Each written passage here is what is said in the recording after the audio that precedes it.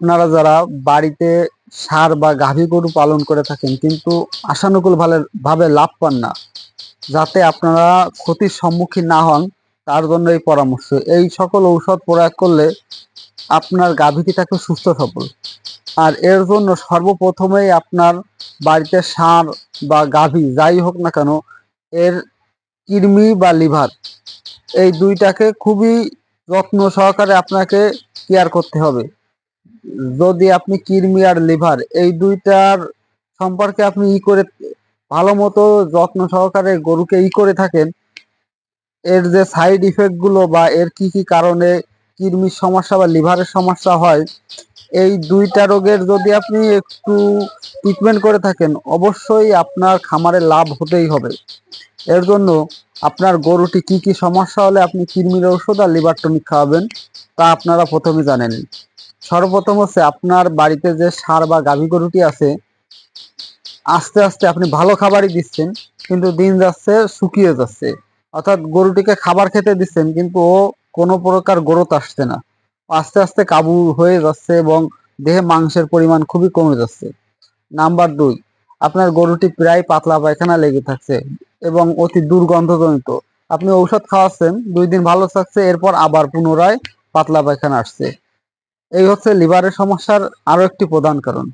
Number 3 হচ্ছে, লিভারের সমস্যা হলে আপনার গরুটির উস্কো খুস্কো লোম, অর্থাৎ যে ষাঁড় বা গাভী গরুর লোম উস্কো খুস্কো থাকবে, সে একেবারে কেমন যেন একটা অপরিচ্ছন্ন পরিবেশ, দেখতে একটা অনীহা প্রকাশ পাবে।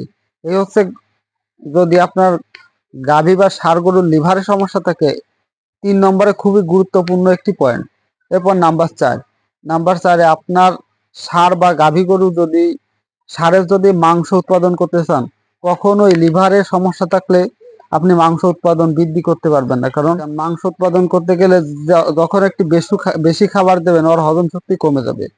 বা যে গাভী গরু থেকে দুধ উৎপাদন করবেন, দুধের জন্য আপনি ভালো খাবার দাবার দিবেন, খাবার দাবার দিলে আপনার ওই গাভীটি পেটে যে কোনো পাকস্থলী যে কোনো ট্রাবল দেখা দিবে। এই হলো লিভারের সমস্যার আরো একটি কারণ। এর পরবর্তীতে আরেকটি সমস্যা আছে, গাভী বা ষাঁড় গরুই হোক, আস্তে আস্তে লিভার বা কিডনির সমস্যা হলে আস্তে আস্তে আপনার গাভী বা ষাঁড় গরুটির রক্ত স্বল্পতা দেখা দিবে। অর্থাৎ আস্তে আস্তে শরীরে রক্ত স্বল্পতা কমে যাবে। রক্ত স্বল্পতা যখন দেখা দিবে, তখন গরুটি উঠতে বসতে সমস্যা দেখা দিবে। কারণ উঠতে কষ্ট হবে, বসতে কষ্ট হবে। অনেক সময় যে গাভী গরুগুলো দুধ দিয়ে থাকে, অতি দ্রুতই শরীরে ক্যালসিয়ামের পরিমাণ কমে যায়। কমে গেলে গাভীটি অনেক সময় উম, শুয়ে আর উঠতে পারে না। এর জন্য আপনার অনেক সময় অনেক ট্রিটমেন্ট করান কিন্তু ভালো ফল পাবেন না।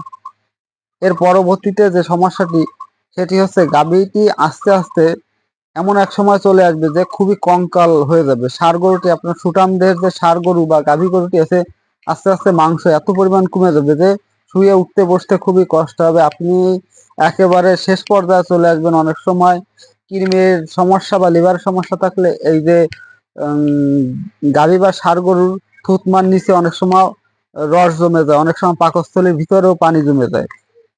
এ সময় অনেক সময় ট্রিটমেন্টও আপনি আপনার গাভী বা ষাঁড় গরুটির থেকে ভালো কোনো রেজাল্ট পাবেন না, এমনকি একটা দুর্ঘটনার সম্ভাবনাও থেকে যেতে পারে। এর জন্য এই সমস্ত লক্ষণ দেখলে আপনি গরুকে অবশ্যই, আপনার ষাঁড় বা গাভী গরুটি যদি 1 মণ বডি ওয়েট হয়, তাহলে একমি কোম্পানি বা রেনাটা কোম্পানির এলটিভেট অথবা রেনাডেক্স, ট্রাইমিসল, লেবামিসল এই জাতীয় ঔষধ খাওয়াবেন প্রতি 1 মণে একটি। সাথে আরো লিভার টনিক যেটা খাওয়াবেন, প্রতি 100 কেজি বডি ওয়েটের জন্য 50 গ্রাম করে দৈনিক একবেলা। হ্যাপাফিট, নাভানা কোম্পানির নাভাটন বা রেনাটা কোম্পানির হ্যাপারেন এই জাতীয় ঔষধ খাওয়াবেন। খুবই ভালো মানের কেমিক্যাল ঔষধ, এগুলো খাওয়ালে আপনি খুবই দ্রুত রেজাল্ট পাবেন। হ্যাঁ দর্শক, আমার ভিডিও বা আমার পরামর্শ কেমন লাগলো অবশ্যই কমেন্টে জানাবেন। যদি ভালো লাগে অবশ্যই আমার চ্যানেলটি এখনই সাবস্ক্রাইব করে রাখুন।